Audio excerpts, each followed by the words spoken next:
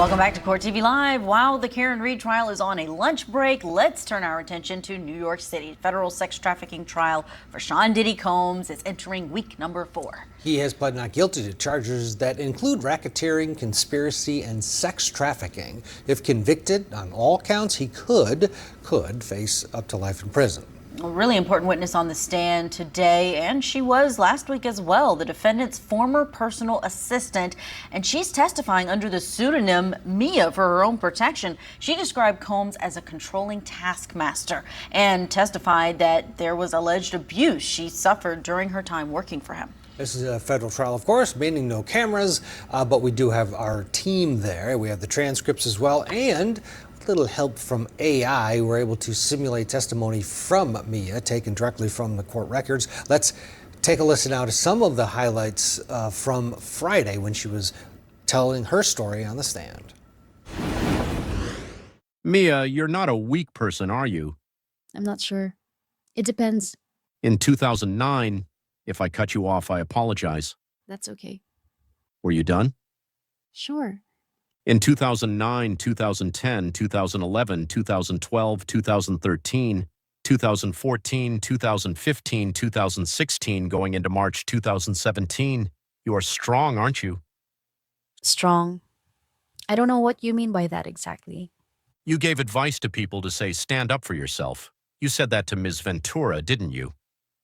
When? You told her that she's a superstar, right? I told her but I don't know about standing up. Did I tell Cass she was a superstar? Probably. Told her that the money has to come to her just like men get the money, right? I don't know. I don't remember what you're saying. Isn't it true that what you told this jury about the conduct of Mr. Combs is a lie, a misconduct? I'm sorry, can you... What? Isn't it true that Mr. Combs never had unwanted, non-consensual, forcible sexual contact with you? Isn't that true? I'm sorry. You started with, isn't that untrue? And then, isn't that true? What I said in this courtroom is the truth. I have not lied to anyone at all. Isn't it true that, although unforgivable for any person to put their hands on a woman, especially a man, isn't it true that it did not happen as many times as you just said to this jury? Objection to form. That's overruled. Everything I've said in this courtroom is true. Then why would you? If you're being sexually assaulted and your sister is being brutalized physically, why are you making a scrapbook for Mr. Combs? It's a lot more complicated than the way you phrase that. It's abuse on all levels and... I'm sorry, go ahead. Oh no. I was just going to say, I guess you could talk to any sexual victim advocate or any abuse victim advocate, and they could explain it to you much better than I could. What if you're not a victim of sexual assault? Then what? Objection. Sustained. All right, a little bit of testimony from Friday. It continues today. The cross-examination has been pretty aggressive with this witness. I suppose it needs to be with this much at stake, and you're representing Sean Combs. Still with us, criminal defense attorney Joanna Nieves. This witness is another part of the building block of the federal government's case that is attempting to build a wall that will prove beyond a reasonable doubt that he was guilty of trafficking, RICO, the whole deal, that he has this criminal enterprise. How far have they gotten, in your estimation, in terms of getting that wall high enough for a conviction? I think they're still laying the foundation for it. I think Cassie's testimony was really strong. I mean, there's obviously the abuse, but then there's the power and the control. He controlled her career, her finances, her home, her car.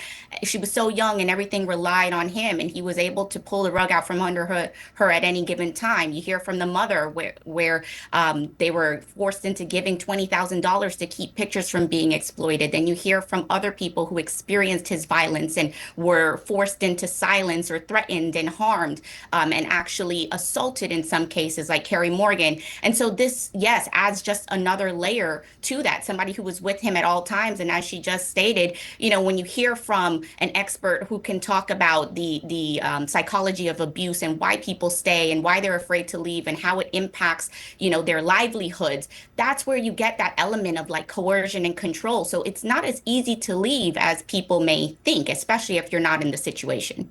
I want to get your reaction to this that's from today. Joanna, this is what Mia said on the stand during cross-examination. And Brian Steele, the attorney, asked her about a 2019 text where she said she was thinking about Combs. She had had a nightmare that she was trapped in an elevator with R. Kelly and that Combs saved her. And she texted, "Thank you for that," and said that she's thinking about him every day. That can be powerful for the defense.